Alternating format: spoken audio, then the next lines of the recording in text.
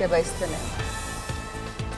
ನಾವು ಗಡಿ ಜಿಲ್ಲೆ ಗಡಿ ಭಾಗದಲ್ಲಿ ಇರೋದ್ರಿಂದ ಅಜಿತ್ ಪವಾರ್ ಅವರ ಭಾಳಷ್ಟು ಅನುಯಾಯಿಗಳು, ಅಭಿಮಾನಿಗಳು ನಮ್ಮಲ್ಲಿ ಕೂಡ ಭಾಳಷ್ಟು ಇದ್ದಾರೆ.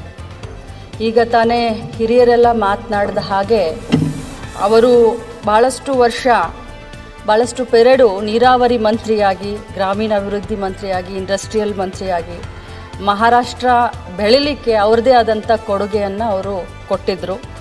ಅದರಲ್ಲೂ ಕೂಡ ಅವರು ಭಾಳಷ್ಟು ಧೈರ್ಯವಂತರಾಗಿದ್ದರು. ಭಾಳಷ್ಟು ಧೈರ್ಯವಂತದಿಂದ ಭಾಳಷ್ಟು ಡಿಸಿಷನ್ಗಳನ್ನು ಭಾಳಷ್ಟು ತಗೊಳ್ತಾ ಇದ್ದರು. ಇನ್ನೊಂದು ಅವರು ಜನ ಅನುರಾಗಿಗಳಾಗಿದ್ದರು. ಯಾಕಂತಂದರೆ ಬೆಳಗ್ಗೆ 6:30 ಗಂಟೆಗೆ ನಾವು ಭಾಳಷ್ಟು ಜನ ಹೇಳ್ತಾರೆ ನಮಗೆ, ಯಾಕಂದರೆ ಭಾಳಷ್ಟು ಹತ್ತಿರದ ಸಂಬಂಧಗಳು ಇರೋದರಿಂದ ನನ್ನ ಕ್ಷೇತ್ರದಲ್ಲಿ ಮತ್ತು ಬಾರಾಮತಿ ಇದಕ್ಕೆ.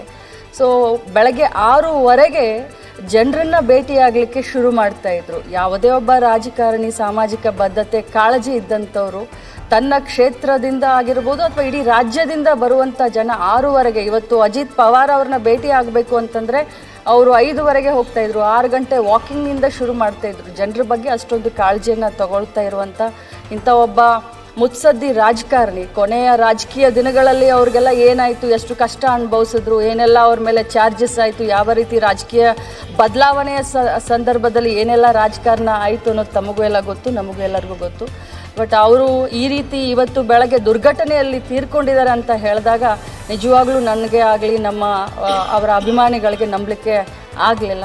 ಇಂಥ ಒಂದು ಸಂದರ್ಭದಲ್ಲಿ ದೇವರು ಅವರ ಆತ್ಮಕ್ಕೆ ಚಿರಶಾಂತಿಯನ್ನು ಕೊಡಲಿ ಮತ್ತು ಅವರೆಲ್ಲ ಭಾಳಷ್ಟು ಲಕ್ಷಾಂತರ ಕೋಟಿಗಟ್ಟಲೆ ಅಭಿಮಾನಿಗಳಿಗೆ ಈ ಒಂದು ದುಃಖವನ್ನು ಭರಿಸುವಂಥ ಶಕ್ತಿ ಕೊಡಲಿ ಅಂತ ತಮ್ಮ ಮೂಲಕ ಕೇಳ್ತೀನಿ.